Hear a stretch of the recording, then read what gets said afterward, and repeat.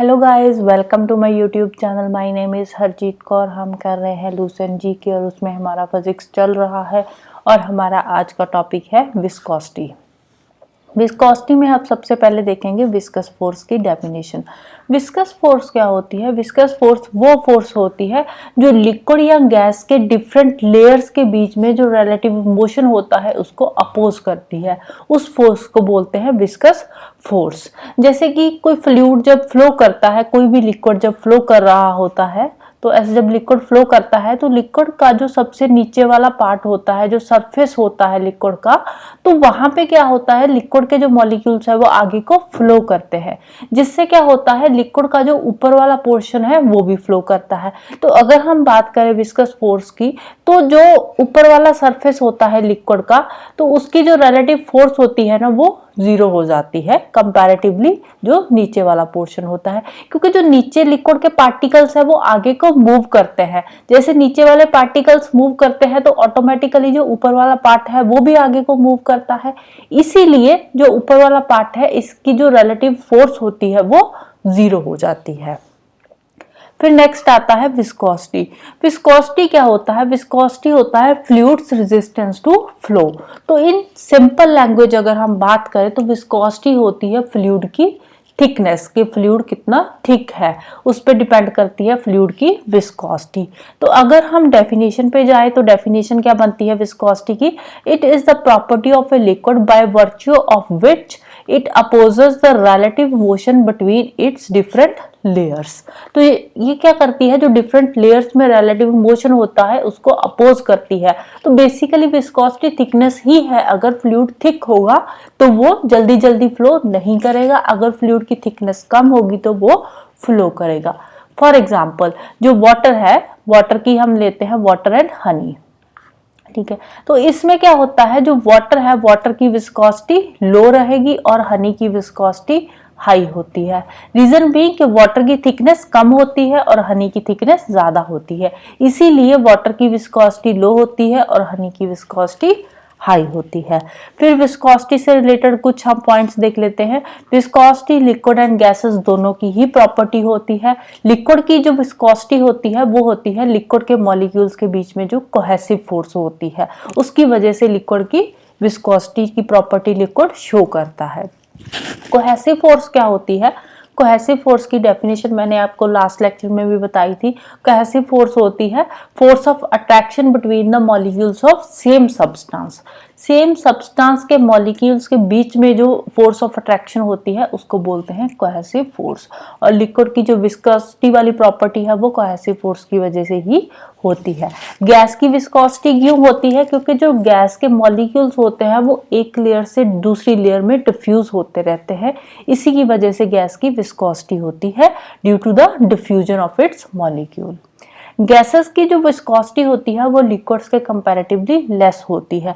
अब विस्कोसिटी है क्या? बेसिकली थिकनेस ही तो है ना, तो लिक्विड्स की थिकनेस ज्यादा होती है कंपैरेटिवली गैसेस के, इसीलिए जो विस्कोसिटी गैसेस की होती है वो लिक्विड के कंपैरेटिवली बहुत ज्यादा कम विस्कोसिटी होती है, और सॉलिड्स की कोई भी विस्कोसिटी नहीं होती, क्योंकि सॉलिड्स के मॉलिक्यूल्स की कोई मूवमेंट होती ही नहीं है। अगर हम आइडियल फ्लूइड की बात करें तो आइडियल फ्लूइड की विस्कोसिटी हमेशा जीरो होती है। जैसे जैसे टेम्परेचर राइज करता है लिक्विड की विस्कोसिटी डिक्रीज होती है और गैसेस की विस्कोसिटी इंक्रीज होती है। फ्लूइड की विस्कोसिटी को हम मेजर करते हैं bye it's coefficient of viscosity. इसके ऐसे यूनिट है किलोग्राम पर मीटर सेकंड और पास्कल सेकंड, और डेकापॉइस भी बोलते हैं इसको, किलोग्राम पर मीटर सेकंड को। फिर नेक्स्ट आती है टर्मिनल वेलोसिटी। टर्मिनल वेलोसिटी क्या होती है? जब बॉडी विस्कस मीडियम में एंटर करती है तो पहले तो उसकी वेलोसिटी थोड़ी इंक्रीज होती है और फाइनली वो कांस्टेंट हो जाती है, ठीक है।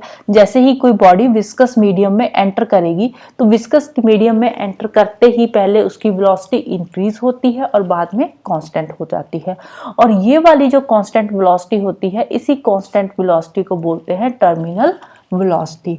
तो टर्मिनल वेलोसिटी पे जब बॉडी पहुंच जाती है तो इस सिचुएशन में जो बॉडी का वेट होता है वो force of buoyancy and viscous force के सम के बराबर हो जाता है, मतलब कि बॉडी पे जो नेट फोर्स होती है वो जीरो हो जाती है। अगर हम स्फेरिकल बॉडी की बात करें तो स्फेरिकल बॉडी के केस में टर्मिनल वेलोसिटी क्या होती है, जैसे ही स्फेरिकल बॉडी विस्कस मीडियम में आती है तो स्फेरिकल बॉडी का जो रेडियस होगा, स्फेरिकल बॉडी का तो रेडियस ही होगा ना, स्फीयर का रेडियस होता है, तो जो इसकी विस्कस मीडियम में इसकी जो टर्मिनल वेलोसिटी होती है वो बॉडी के रेडियस के स्क्वायर के प्रोपोर्शनल होती है। जो स्फेरिकल बॉडी का रेडियस का स्क्वायर होगा तो उसके प्रोपोर्शनल होगी इसकी टर्मिनल वेलोसिटी। फिर नेक्स्ट आता है स्ट्रीमलाइन फ्लो। स्ट्रीमलाइन फ्लो क्या होता है, अब फ्लूइड फ्लो करता है, जब फ्लूइड फ्लो करता है तो जो इसके फ्लूइड पार्टिकल्स की वेलोसिटी होती है ना, तो एक पॉइंट पे जो फ्लूइड पार्टिकल्स की वेलोसिटी होती है वो सेम हो जाती है। अदरवाइज जब देखो कहीं हाइट से पानी नीचे गिर रहा है या कहीं ऐसे ऊपर नीचे ऐसे फ्लो कर रहा है तो उस केस में क्या होता है, फ्लूइड पार्टिकल्स की जो वेलोसिटी होती है ना वो अलग अलग होती है।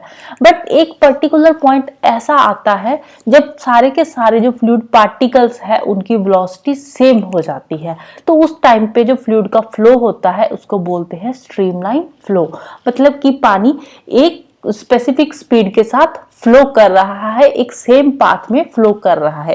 प्लेन एरिया में जैसे पानी फ्लो करता है तो वो स्ट्रीमलाइन फ्लो होता है, क्योंकि उसके सारे पार्टिकल्स की जो वेलोसिटी होती है ना वो सेम होती है, और जो आगे पार्टिकल्स फॉलो करते हैं तो उनकी भी वेलोसिटी फिर सेम होती है प्रीवियस पार्टिकल्स की भी। मतलब जहां जहां पे भी जिस पॉइंट से भी वो फ्लो कर रहा है लिक्विड, तो उस पॉइंट पे जो वेलोसिटी होती है पार्टिकल्स की वो सेम होती है, तो उसको बोलते हैं स्ट्रीमलाइन फ्लो। फिर एक आती है क्रिटिकल वेलोसिटी। क्रिटिकल वेलोसिटी क्या होती है, क्रिटिकल वेलोसिटी फ्लूइड की वो मैक्सिमम वेलोसिटी होती है, फ्लूइड का वो मैक्सिमम वेलोसिटी जब फ्लूइड का जो मोशन होता है वो स्ट्रीमलाइन फ्लो में आ जाता है, तो उस मैक्सिमम वेलोसिटी को बोलते हैं क्रिटिकल वेलोसिटी। अब बात डेफिनेशन से ही क्लियर हो रही है कि जब फ्लूइड का जो फ्लो है उसकी वेलोसिटी जब क्रिटिकल वेलोसिटी से कम रहेगी तो उस टाइम पे जो फ्लो होगा फ्लूइड का वो स्ट्रीमलाइन फ्लो होगा, क्योंकि हमने बोला ना क्रिटिकल वेलोसिटी मैक्सिमम वेलोसिटी होती है फ्लूइड की जब फ्लूइड स्ट्रीमलाइन फ्लो में आ जाता है। ठीक है, तो वो मैक्सिमम वेलोसिटी होगी ना, अगर मैक्सिमम वेलोसिटी से कम स्पीड में फ्लूइड फ्लो कर रहा है तो उस टाइम पे जो फ्लो होगा वो स्ट्रीमलाइन फ्लो होगा। अगर फ्लूइड की जो वेलोसिटी है वो क्रिटिकल वेलोसिटी से बढ़ जाती है तो उस टाइम पे जो फ्लो होगा वो टर्बुलेंट होगा, बहुत ही डिजास्टर्स फ्लो होगा। ठीक है, तो क्रिटिकल वेलोसिटी की डेफिनेशन समझ में आई। मैक्सिमम वेलोसिटी है, ठीक है, जब फ्लूइड स्ट्रीमलाइन मोशन में आता है, स्ट्रीमलाइन फ्लो में आता है। तो क्लियर हो रहा है डेफिनेशन से ही कि क्रिटिकल वेलोसिटी से फ्लो कम स्पीड से चल रहा है तो स्ट्रीमलाइन फ्लो होगा, अगर ज्यादा स्पीड है तो जो फ्लो होगा वो टर्बुलेंट होगा, बहुत ही डिजास्टर्स फ्लो हो जाएगा। अगर वेलोसिटी क्रिटिकल वेलोसिटी से कम है तो उस टाइम पे जो रेट ऑफ फ्लो है फ्लूइड का वो बेसिकली डिपेंड करता है फ्लूइड की विस्कोसिटी पे, कि जो फ्लूइड है उसकी थिकनेस कितनी है। अगर फ्लूइड की वेलोसिटी ज्यादा है, क्रिटिकल वेलोसिटी से फ्लूइड की वेलोसिटी बढ़ जाती है, तो उस केस में जो रेट ऑफ फ्लो है ना वो डिपेंड करता है फ्लूइड की डेंसिटी पे। उस टाइम पे फिर विस्कोसिटी पे ये डिपेंड नहीं करता। अब बात आती है डेंसिटी की एंड विस्कोसिटी की। अब मैंने क्या बताया था, विस्कोसिटी क्या होती है, थिकनेस होती है, तो डेंसिटी क्या होती है, डेंसिटी भी तो ऑलमोस्ट सेम ही चीज आ जाती है ना। अगर हम ऐसे सीधा सीधा देखें तो डेंसिटी भी तो एक तरह की थिकनेस ही होती है ना, बट इन दोनों में डिफरेंस है। डिफरेंस क्या है, डेंसिटी होती है मास पर यूनिट वॉल्यूम। ठीक है, डेंसिटी होती है मास पर यूनिट वॉल्यूम। तो बेसिकली डेंसिटी क्या होती है, डेंसिटी होती है कि जो पार्टिकल्स होते हैं, जो मॉलिक्यूल्स होते हैं लिक्विड के, उनका जो वेट होता है वो होती है उसकी डेंसिटी।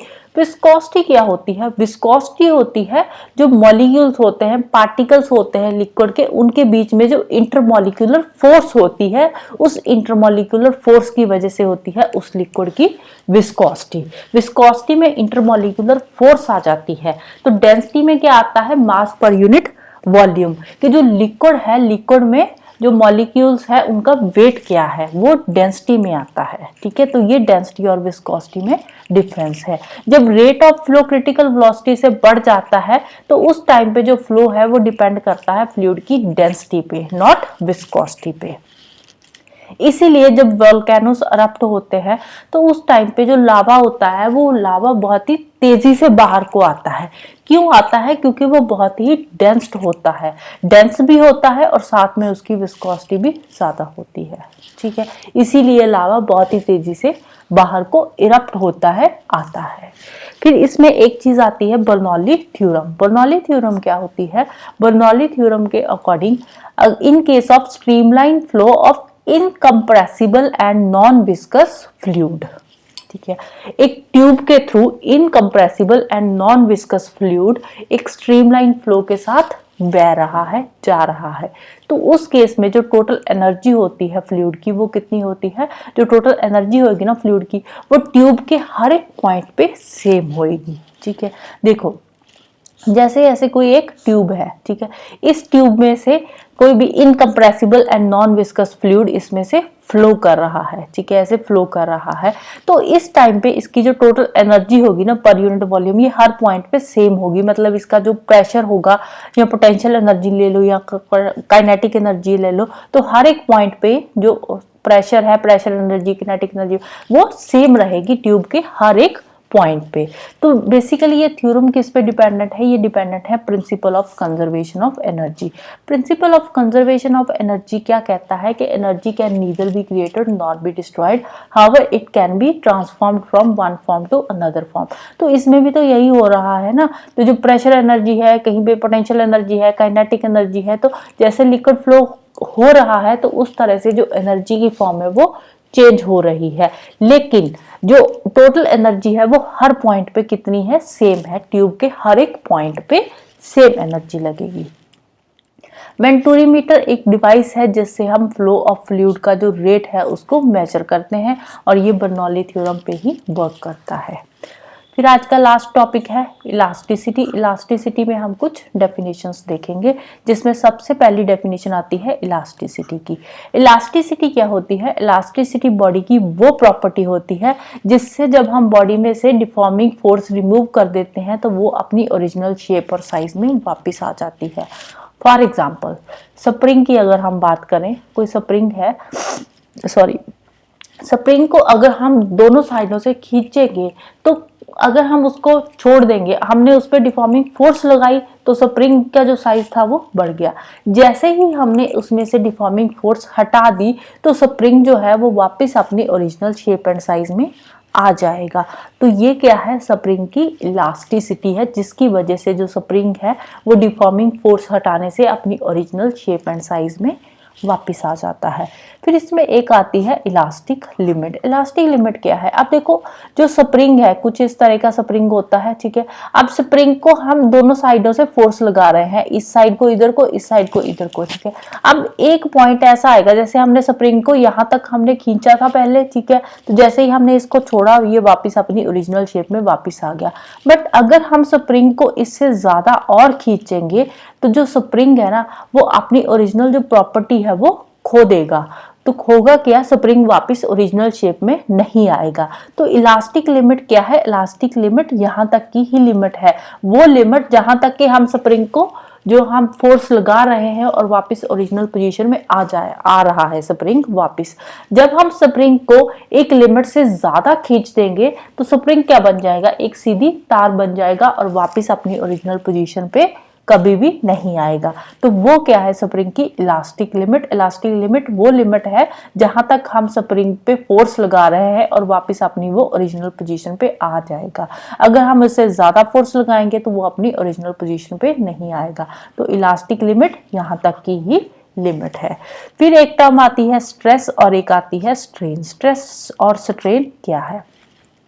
स्ट्रेस है कि जैसे ही हम फोर्स लगाते हैं किसी बॉडी पे, ठीक है, स्प्रिंग ले लो या हम रबर बैंड की भी एग्जांपल ले सकते हैं, जैसे रबर बैंड होता है, तो रबर बैंड को क्या है, हम खींचते हैं और जैसे ही हम उसको छोड़ते हैं, जैसे हम उसको खींचते हैं तो हम उस पर स्ट्रेस लगाते हैं, तो स्ट्रेस के बाद जैसे ही हम उसको हम छोड़ देते हैं तो वापस अपनी ओरिजिनल पोजीशन में आ जाता है। रिस्टोरिंग फोर्स पर unit area set up inside the body subject to deforming force is called stress. तो वो क्या है? हम उसको खींच रहे हैं, उस पर स्ट्रेस लगा रहे हैं। अब जब हम स्ट्रेस लगाने के बाद उसको छोड़ते हैं तो उसकी जो शेप होती है ना, उसमें थोड़ी बहुत चेंज तो आती ही है। अगर रबड़ बैंड की भी बात करें तो रबड़ बैंड क्या होता है, वो थोड़ा सा लूज होता है। जब हम उसको बार बार खींचते रहते हैं, उस पर स्ट्रेस लगाते रहते हैं, तो उसकी जो ओरिजिनल शेप में जो चेंज आती है, उस चेंज को बोलते हैं स्ट्रेन। फिर आता है हुक्स लॉ। हुक्स लॉ क्या बोलता है, under elastic limit stress is proportional to strain. अब जैसे जितना हम स्ट्रेस लगाएंगे उतना ही उसमें स्ट्रेन ज्यादा आएगा। रबड़ बैंड को हम ज्यादा खींचते रहेंगे खींचते रहेंगे खींचते रहेंगे तो वो ज्यादा लूज होता जाएगा। तो इसकी ऐसा यूनिट क्या है, न्यूटन पर metre square, right. So this is all about today. अगर आपको इस पर्टिकुलर लेक्चर की पीडीएफ चाहिए तो आप मेरा टेलीग्राम चैनल ज्वाइन कर सकते हो, लिंक डिस्क्रिप्शन बॉक्स में है। Thank you, bye bye and have a nice day.